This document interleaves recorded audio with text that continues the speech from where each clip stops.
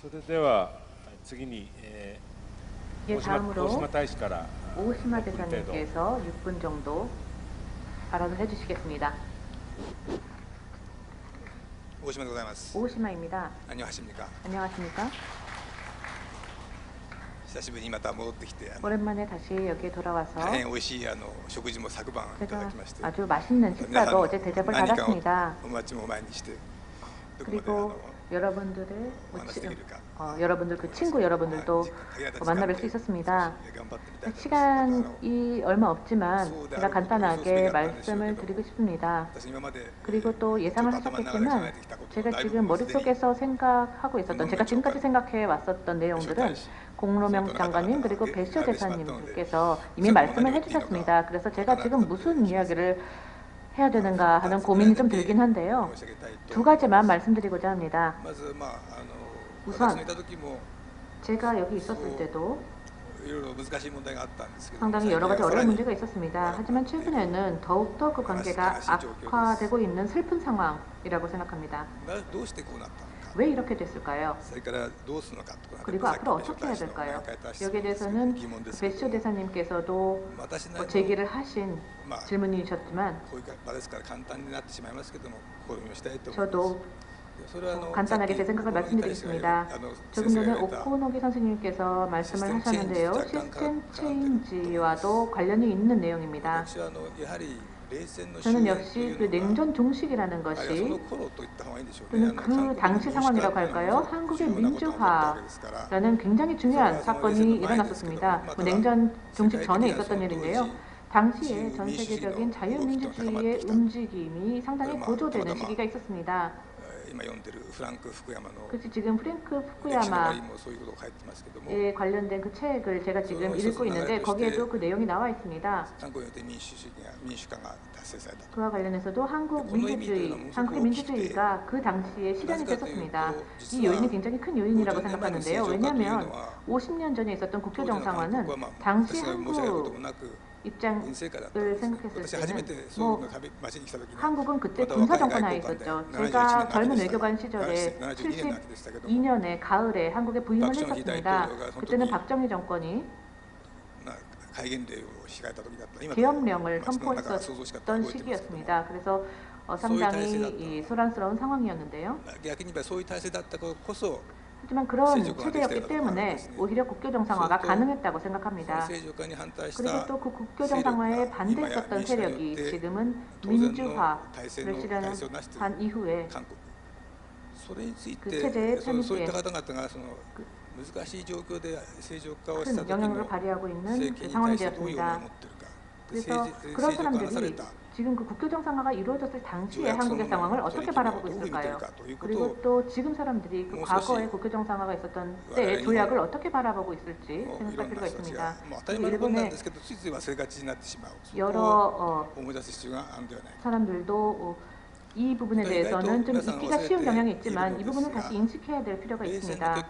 그리고 냉전의 결과, 그 결과가 일본에 어떤 영향을 미쳤을까요?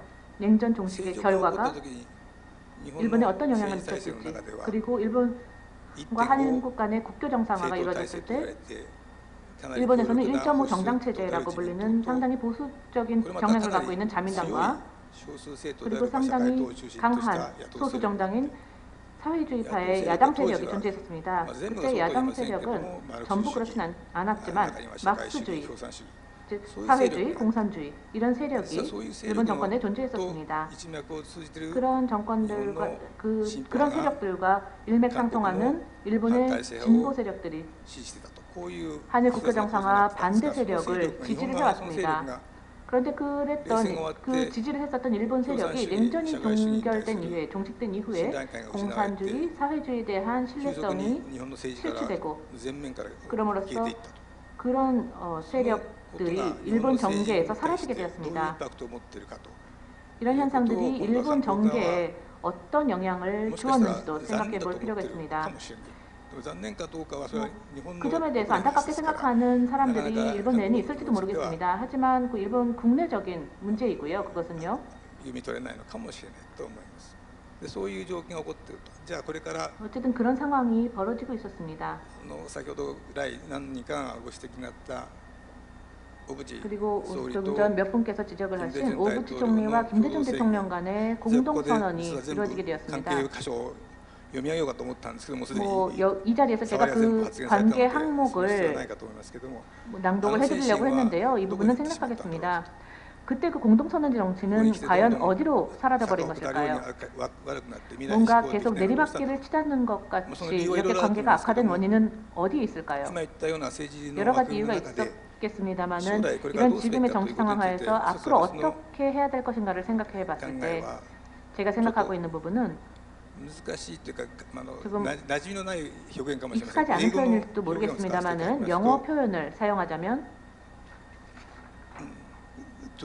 相手方に 상대방에게 give the benefit of the doubt to give benefit of 疑 the doubt 疑わしければ、日本語で言うと疑わしければせずということになります。 의심스러운 것은 벌하지 않는다 裁判用語 라는 で言う 표현을 とちょっ 쓰기도 と難 합니다. しいんですが、 재판용어로 쓰면은요 競争責任の問題。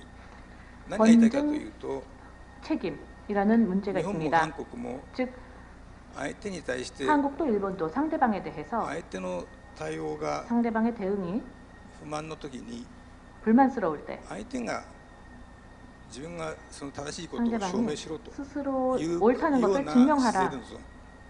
例えば 이런 자세를 갖는 것을 지향해야 일본과 됩니다.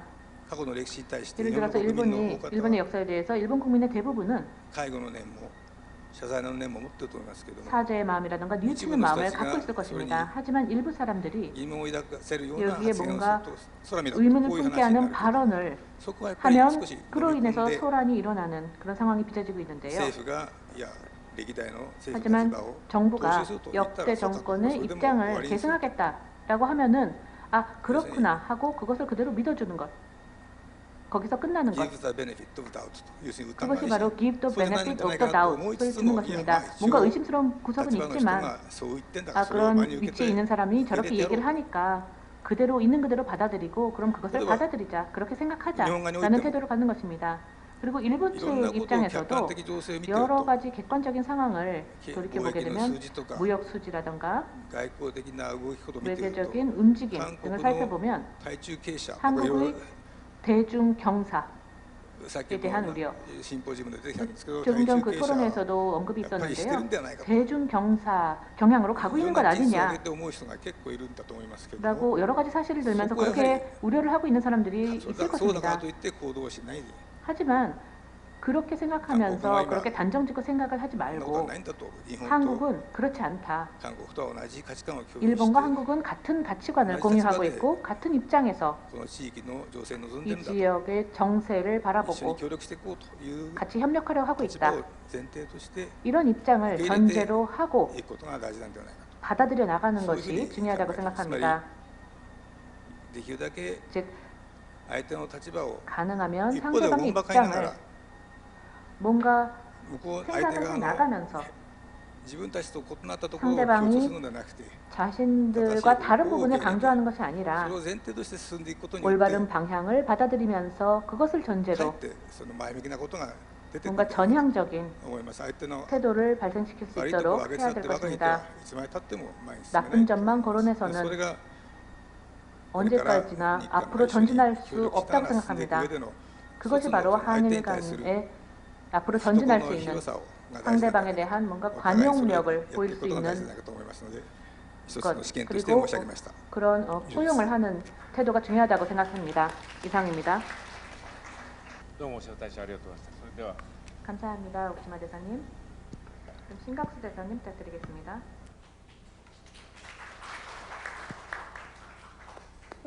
신각수입니다. 오늘 특별 세션에 패널리스트로 참가하게 돼서 매우 영광으로 생각합니다. 특히 존경하는 공노명 장관님 그리고 배시호 대사께서 한일 관계의 50년 그리고 향후 전망에 관해서 잘 말씀을 해주셨기 때문에 저는 거기에 조금 보족하는 형태로 해서 과거, 현재, 미래를 간단하게 제 소감을 좀 밝히고자 합니다. 역사라는 것이 늘 이 연속성 속에 움직이고 그 가운데 변화가 있는 것이 역사인 것 같습니다. 1965년 한일 양국이 국교 정상화를 했을 때 그 당시에 여러 가지 환경 요인에 의해서 한일 양국이 일종의 한국이 추구하는 국가 이익과 일본이 추구하는 국가 이익을 타협하는 형태로 일종의 이견의 합의를 한 것이 65년 체제가 아닌가 이렇게 생각을 합니다. 영어로 얘기를 하면 agree to disagree 하는 형태로 해서 한국은 당시 경제 발전이면 경제 협력을 추구했고 일본은 새로운 시장과 안보를 추구한 것이 아닌가. 그렇기 때문에 거기에서 65년에 한일 양국 민족 간의 역사 화해는 차지할 곳이 없었던 것이 아닌가. 그리고 그렇게 서로 타협을 했기 때문에 지난 50년 동안 여러 가지 문제가 발생했고 그 문제를 해결하는 과정이 지난 50년이 아니었나 이런 생각을 하게 됩니다. 65년 당시 한국은 정치적인 접근을 했고 일본은 법적인 접근을 하면서 거기에서 많은 갭이 있었고 그렇지만 그것을 14년이라는 긴 교섭을 통해서 해결을 했습니다. 그래서 저는 65년 체제 자체가 50년을 거치면서 여러 가지 수정도 되고 거기에 보탬은 그러한 일들이 이루어져 왔습니다. 예를 들면 과거사 관련해서도 65년 협정 체제 내에는 거의 없습니다. 전혀 없다고 해도 과언이 아닙니다. 그것이 1990년대 일본에서 리버럴리즘이 대두되고 거기에서 과거에 대한 어떤 이 결말을 짓겠다는 그러한 태도 아래 고노다마, 무라야마 다마가 나왔고 그다음에 1998년 파트너십 선언 그리고 2010년 칸다마 이런 식으로 해서 65년 체제가 발전돼 왔다고 이렇게 생각을 합니다. 그러다가 2012년을 전후해서 지금 최근 현재를 되살펴보면 여러분들이 말씀하셨습니다만 상당히 구조적인 문제점에 봉착한 것이 아닌가 이런 생각을 하고 오코노기 선생님께서 복합 골절이라고 말씀을 하셨습니다만 저는 복합 다중골절이라고 보고 있습니다. 여러 가지 내적 외적 환경 요인이 작용을 하고 있는데 내적으로는 한일 간의 세대 변화가 있었고 한일 간의 경제적인 격차가 줄어들었고 그리고 한일 간의 관계가 나빠졌을 때 정치적으로 복원하는 복원력이 지금 상실이 돼 있고 그리고 국민 감정이 매우 악화돼 있고 일본이 보수 우경화하는 이러한 내적 환경의 변화가 있었고 외적 환경으로는 중국이 부상함에 따라서 사실은 미국 주도의 다극 질서로 지금 국제 질서가 향하고 있고 그것이 한일 관계에 영향을 미치고 있는 것으로 보고 있고요. 또 세계화의 반작용으로서 전체적으로 민족주의가 고조하고 있는데 동북아의 경우에는 역사 문제와 맞물려서 그것이 더 심각한 것이 아닌가. 그런 현상의 그런 배경에서 지금 현재 한일 상태는 서로를 경원하는, 패싱하는 뮤추얼 패싱 상태가 온 것이 아닌가. 그리고 그러한 과정에서 한일 양국이 소통이 없는 그러한 관계를 가져왔고 아까 배시오 대사께서 지적하셨듯이 한일 양국 국민들 간에 과연 왜 한국이 일본에 중요하고 일본이 한국에 중요한 것인가에 관한 인식이 굉장히 얕다는 것이 문제인 것 같고요. 또 한일 관계가 악화되면 양국에 어떤 손해가 올 것인가에 대한 냉정한 판단이 결여되어 있다는 것이 현재의 그 판단이 아닌가 이런 생각을 하고요. 결국은 아까 공노명 장관님도 기존 연설에서 말씀을 하셨습니다만 이러한 악순환의 구조를 빨리 타파해야 하는데 일단은 최근의 동향을 보면은 악순환 구조를 차단하는 데는 어느 정도 효과가 있지 않았나 이런 생각을 하고요. 조기 정상회담을 개최해서 이 관계 회복을 해야 하는데 그거를 위해서는 일본군 위안부 문제 해결이 중요하다는 공노명 장관님 말씀도 계셨습니다만 또 하나 중요한 것은 한일 간의 전략적 소통을 다양한 채널을 통해서 좀 다원화해야 하지 않나 하는 그런 생각을 합니다. 그리고 미래와 관련해서 말씀을 드리자면 한일 관계에 여러 가지 지금 모자라는 부분이 있습니다. 크게 저는 5가지라고 보는데 한일 양국이 너무 양국의 관점에서만 한일 관계를 보는 것이 아니냐. 아까 배수 대사님 서울에 도착했을 때 언급했다고 하는 동북아의 관점, 그리고 동아시아의 관점, 아태 지역의 관점, 세계의 관점에서 한일 관계를 보면 훨씬 더 한일 관계 협력의 폭이 넓어질 수 있다는 걸 알 수 있습니다. 두 번째는 아까 말씀드린 대로 관계 악화의 기회비용에 대한 고려가 전혀 없다는 점. 세 번째로는 역사 화해를 위한 노력이 필요한데 지금 골포스트 가지고 지금 한일 간에 서로 말이 많습니다. 상대방이 움직였다고 하는데 양쪽이 협력해서 고정시켜야 합니다. 그리고 네 번째로는 한일 간의 균형 감각이 좀 떨어지지 않나. 좀 더 역지사지의 자세로서 전체적인 관점에서 중장기적으로 한일 관계를 보는 그런 노력이 필요하고 마지막으로는 상호 이해와 배려가 좀 2000년대에 비해서 지금 2010년대는 현저히 떨어진 것 같습니다. 그래서 이것을 복원하는 것이 앞으로 미래를 열어나가는데 굉장히 중요한 요소가 아닌가 이런 생각을 합니다. 네, 마치겠습니다. 경청해 주셔서 감사합니다. 예, 감사합니다. 네, 다음으로 우리 모리 지하루 논설위원님 부탁드리겠습니다.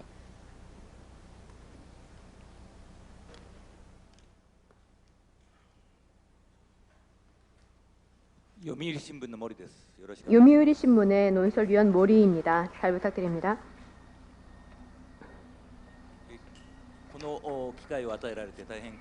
제가 발언할 수 있는 기회를 얻게 되어서 영광으로 생각합니다. 무엇보다도 윤동민 원장님과 다시 만날 수 있어서 기쁘게 생각합니다. 그리고 공노명 장관님은 제가 90년대부터 제가 젊은 기자였던 시절부터 다양한 문제와 관련해서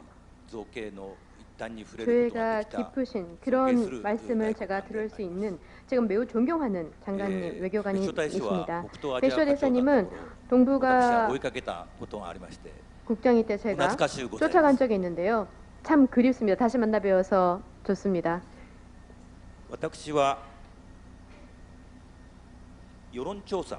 저는 여론조사에 대해서 소개하고자 합니다. 공노명 장관님 말씀에도 있었듯이 배쇼 대사님 말씀에서도 있었습니다. 이걸 조금 더 자세하게 여러분들께 설명을 드리고 말씀을 드리고자 합니다. 요미우리 신문과 한국신문이 한국일보가 5월에 한 공동조사입니다. 일본에서 한국을 신뢰할 수 있다고 생각하십니까? 신뢰할 수 없다고 생각하십니까? 이렇게 물어본 바 신뢰할 수 없다가 73%였습니다. 이거는 작년과 마찬가지 숫자였습니다. 2011년에는 신뢰할 수 있다가 50%였고 신뢰할 수 없다가 37%였는데 그 이후에 신뢰할 수 없다가 급격하게 늘어나서 작년 올해 계속해서 70% 이상 넘어서고 있습니다. 그 계기가 된 것은 분명합니다. 2012년 이명박 대통령의 독도 방문 그리고 천황에 대한 사죄 요구 발언입니다. 박근혜 정권이 들어선 다음부터 일본에서의 한국에 대한 감정은 악화되었습니다. 그런데 문제는 이러한 여론조사에 나타나는 일본 여론의 경향이 일시적인 것인지 여부입니다. 제가 개인적으로 보면 이게 더 심각한 문제가 아닐까라는 생각이 드는데 뭐냐면 한국에 주재하는 일본 대사를 겪은 무토 전 대사님은 책을 출판해서 흥미로운 기술을 하셨습니다. 즉 현재는 일본에서의 한국에 대한 감정 쪽이 한국에서의 대일본 감정보다도 더 까다롭다, 안 좋다라는 부분입니다. 숫자로 본다면 여론조사의 숫자만 보면 한국에서의 대한 일본 감정이 더 안 좋은 것처럼 보입니다. 이번 조사에서도 한국에서 일본을 신뢰할 수 없다라는 것은 80%를 넘어섰습니다. 그런데 이거는 제 상상이긴 하지만 무토 전 대사님은 한국, 일본에서 많은 사람들과 대화를 통해서 실제 피부로 느낀 그런 느낌을 말씀해 주셨습니다. 그리고 일본 여론조사 결과에 크게 또 우려감을 나타내고 있었습니다. 저는 다른 각도에서 일본의 대한 감정의 그 비난, 심각성, 악화 감정에 대해서 말씀드리겠습니다. 이거는 제가 그 다양한 언론에서 발표되고 있는 의견이라든지 또 제 자신의 경험을 통해서 느낀 것입니다. 일본인들 중에서 전문가이든 관료이든 지금까지 한국과 깊이 관계를 갖고 있었던 분, 일본의 한국을 수기했던 분들이 최근 21세기에 들어서서라고 표현해도 좋을 것 같은데요. 그런 한국에 실망하고 한국에 대해서 엄격한 의견을 개진하고 있습니다. 이런 분들의 의견은 한국을 잘 알고 계시는 만큼 그 사정거리가 아주 길고 영향력이 있다라고 볼 수 있습니다. 일본의 대한 인식은 말하자면 지각 변동을 일으켰다라고 할 수 있습니다. 한일 관계를 앞으로 어떻게 구축할 것인지 이걸 생각할 때는 이런 일본에서의 한국의 현 주소 이런 걸 먼저 생각해야 됩니다. 이것이 제가 먼저 강조하고 싶은 부분입니다. 시간이 되었기 때문에 일단 여기까지 말씀드리겠습니다. 그리고 대단히 죄송하지만 제가 오늘 중에 꼭 일본에 귀국해야 돼서 중간에 자리를 먼저 떠야 됩니다. 패널리스트 여러분 그리고 회의장 여러분 사전에 양해를 부탁드립니다. 네, 감사합니다. 아마 첫 질문을 먼저 모리 선생님께 하는 게 나중에 좋을 것 같습니다. 우선 아직 그 신규선 우리 대기자님이 또 모두 발언을 하셔야 되기 때문에 좀 부탁드리겠습니다. 예, 지금까지 발표하신 분들께서 외교관이시고 그다음에 학자이시고 그래서 어떻게 보면 좀 더 넓은 범위에서 한일 관계를 조망해왔다고 보고 저는 역시 뭐 현장을 뛰는 기자이기 때문에 현장을 위주로 해서 지금까지 한일 관계에 관련된 언론의 어떤 그 문제점이랄까요, 어려움 이런 부분들을 조금 설명을 드릴까 합니다. 한일 갈등이 심해지면 언론 갈등도 심해집니다. 당연히 예전에도 그렇고 지금도 그렇습니다. 근데 예전하고 요즘하고 다른 그 몇 가지 특징이 있는데 예전 같으면 언론 갈등은 종속 변수였다는 것이죠. 문제가 벌어지면 그것을 보도하는 과정 속에서 언론의 갈등이 일어나는 그런 종속 변수인데 최근 몇 년간 엄청난 변화가 일어났습니다. 한일 갈등이 양상이 달라지면서 보도하는 우리 입장도 많이 달라졌습니다. 문제가 동시다발적으로 일어나고 있습니다.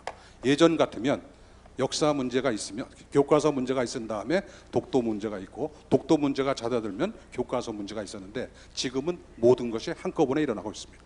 동시다발적으로 일어납니다. 두 번째는 숨어있던 문제가 엄청나게 커졌습니다. 대표적인 것이 위안부 문제이고 징용 문제입니다. 세 번째, 사법 판단이 새로운 큰 불씨가 됐습니다. 아시다시피 위안부 문제에 대해서 법원이 잘못됐다고 얘기하고 그 다음에 스시마에서 불상 훔쳐와도 주지 말라고 판결하고 이런 사법 판단들이 굉장히 큰 문제로 대두되고 있습니다. 갈등 무대가 세계로 넓어지고 있습니다. 국내 일본과 한국과 있었던 문제가 이제는 유엔으로 갑니다. 앙굴렘 만화 페스티벌로 갑니다. 유네스코로 갑니다. 그때마다 싸웁니다. 다섯 번째가 중국 부상입니다. 역시 중국을 어떻게 보느냐에 따라서 일본은 한국에 대해서 상당히 많은 불신과 배신감과 불쾌감을 표시하고 있습니다. 우리는 그렇지 않다고 하지만 그렇게 보고 있습니다. 양국 지도자의 캐릭터 리스크, 이 캐릭터 리스크라고 밖에 말할 수 없는 화성에서 온 남자하고 금성에서 온 여자가 만나서 지금 엄청난 사실은 갈등 관계를 일으키고 있습니다. 물론 본인들은 국익을 위해서 얘기한다고 하지만 적어도 제3자 입장에서 볼 때는 그렇게 볼 수밖에 없습니다. 이러다 보니까 갈등은 굉장히 다변해지고 장기화되고 그 다음에 굳어버렸습니다. 이러다 보니 생기는 문제가 언론이 한일 관계에 악영향을 주고 있다는 지적이 대두되고 있습니다. 입사 이후 이런 얘기 들어본 적이 없습니다. 그런데 최근 들어서 많이 듣고 있습니다. 최근 2, 3년 동안 이런 얘기를 듣고 있습니다. 두 번째, 한국이 글로벌 스탠다드 차원에서 한국이 일본에 관한 기사를 닷컴을 통해서 번역을 해서 지금 전 세계에 배신하고 있는데 이것이 오히려 엄청난 문제가 되고 있다고 얘기합니다. 즉 일반 국민들 중에서 한국의 소식에 대해서 전혀 모르거나 무지했던 평범한 사람들이 일본어로 번역된 한국의 일본에 관한 기사를 보고 일본에 대해서 엄청난 배신감, 불쾌감을 느낀다고 합니다. 역효과를 내고 있다는 그런 말들이 있습니다. 그 다음에 역시 한국은 내셔널리즘에서 벗어나지 못하는 말을 들으면서 동시에 일본은 이제 여러분 잘 아시다시피 밑에 그림 밑에 오른쪽에 보다시피 엄청나게 한국을 때리는 책으로 많이 돈을 벌고 있습니다. 아주 얄팍한 책들입니다. 왜 쓰느냐? 돈이 벌리니까. 써서 좋은 책을 써서 돈이 벌리는 게 아니고 쓰면 벌린다고 그러니까 씁니다. 이런 상태에 와 있습니다. 이런 지적에 대해 발표자의 의견은 이렇습니다. 반은 틀리고 반은 맞다. 양비양실론적인 그런 얘기가 아니라 실제가 그렇기 때문에 이런 말씀을 드립니다. 반은 틀렸다고 하는 이유가 있습니다.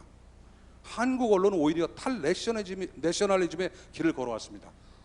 제가 입사할 때만 하더라도 일본을 기사를 쓰는 데 있어서 고민한 적이 단 한 번도 없습니다. 그러나 지금은 고민합니다. 예전에는 어떻게 쓰더라도 비난받을 일이 없었습니다. 그러나 지금은 비난받을 수 있기 때문에 상당히 한국 언론은 오히려 균형감을 찾으려고 노력했던 것이 사실입니다. 그 다음에 주류 언론의 어젠다 세팅 기능도 많이 약화졌고 그 다음에 비정치 부분은 아시다시피 영향이 대단히 제한적이고 그 다음에 경제라든가 일반 서민들의 또는 국민들의 교류는 언론의 영향을 별로 받지 않는다는 걸 여러분 잘 알 것입니다. 결국은 일본에 대한 정치적 어떤 그 결단 이런 것들이 예전에는 국민이 반대를 하고 정치가 그것을 누르고 계엄령을 선포하고 그것을 했는데 이제 거꾸로 일반 국민들은 교류를 원하는데 정치가 이것을 반대하는 그런 어떤 역전 현상이 일어났다는 게 저의 판단입니다. 반은 맞다고 하는 이유가 있습니다. 지금 여러 번 얘기 나왔지만 여기 모리 논설위원께서 지금 여론조사 얘기를 하면서 여론조사에 나타난 것보다는 훨씬 더 일본의 반한 감정이 심하다는 얘기를 했습니다. 그런데 한국에서 많은 기자들이든 많은 사람들이 절대 그거 모릅니다. 인정 안 합니다. 잘못됐다. 일본이 많이 바뀌었다는 것을 한국도 알아야 되겠다. 그런 면에서 반은 맞다고 저는 생각합니다. 두 번째는 한일의 국익 변화와 국제 질서 재편 즉 구조 변화에 우리가 좀 둔감한 거 아닌가. 지금 여러 학자분들께서 얘기했습니다. 체인지라는 말을 여러 번 썼습니다. 국제 질서. 한국과 일본이 추구하는 국익이 이제 서서히 차이가 나는 그런 시점이 왔습니다. 즉 이제 서로가 맞지 않는 옷을 입고 서로에게 잘 맞는다, 멋있다, 이쁘다 라고 해주는 시대는 지났는데 그 부분에 대해서 우리는 아직 인식을 못하고 있습니다. 예전에 입었던 옷을 억지로 다시 입으려고 하면서 이것이 옳다고 주장합니다. 세 번째는 한국 입장에서 볼 때는 반일 프레임이라는 스테레오타입에 너무 안주하고 있다는 것이 제 생각입니다. 이제 반일 프레임 가지고는 상대방 국가와 우리를 설명하기는 대단히 어렵다. 그래서 일본 측 주장은 한국은 너무 정의롭고 착하고 약한 그런 국가고 그 다음에 일본은 나쁘고 반성하지 않고 강한 가해자라는 그런 이분법적 논리가 횡행되는 것이 과연 옳은 것이냐라는 질문을 저희들한테 하고 있고 우리들은 그 질문에 답해야 될 그런 시점에 와 있습니다. 제가 결론적으로 말씀드리자면 한국 언론은 변화의 속도에 지고 있다는 게 제 생각입니다. 방향은 맞습니다. 굉장히 허용도도 높아지고 있고 그 다음에 객관적으로 쓰려고 애쓰고 있고 그런 면에서는 굉장히 방향은 맞지만 그 방향이 너무 빠른데 못 따라가고 있다는 점에서 속도에 지고 있다는 게 제 생각이고 일본 언론은 압력의 무게에 지고 있다는 것이 제 생각입니다. 압력은 권력과 시민사회를 얘기합니다. 일반인을 얘기합니다. 한국 언론은 100년 동안 고민해 왔습니다. 조금 일본 편에 들면 친일파라는 소리를 듣습니다. 국익을 얘기하려고 그러면 정말로 어렵습니다. 그런 100년 동안 사다리를 타면서 여기까지 왔습니다. 그런데 제가 아쉬운 점은 뭐냐면 일본 언론은 겨우 3년 2012년 8월 이후에 이명박 대통령이 독도에 상륙했다는 이후에 엄청나게 변한 거에 대해서 일체 이의 제기를 안 하고 있다는 것이 저로서는 같은 언론인으로서 대단히 안타깝다. 100년 동안 대한민국 언론, 저널리스트들이 고민해 와서 여기 와 있던 이 순간을 예전에 상당히 비난했을지 모르지만 제가 여기서 3년 정도의 일본의 어떤 그 무기력을, 언론의 무기력을 보면서는 어떻게 이런 사람들이 지난 수십 년 동안 한국 언론을 무기력하다고 했는지 라는 그런 질문을 드릴 정도. 그래서 제가 볼 때는 이 일본 언론이 3년 정도의 어떤 그런 그 문제점에 굴하지 말고 우리 한국 언론이 박근혜 대통령은 위안부 문제에만 매달리지 말고 국익을 위해서 좀 정상회담에 나서라고 칼럼을 쓸 때 일본 언론도 마찬가지로 일본 아베 총리는 반드시 8.15 날 아시아를 향해서 사죄해야 되고 거기에 반성의 의미를 포함해야 된다라는 부분을 명백하게 써주는 그런 입장이 되면 어떨까 하는 것이 제 개인적인 생각입니다. 경청해 주셔서 고맙습니다. 예, 감사합니다.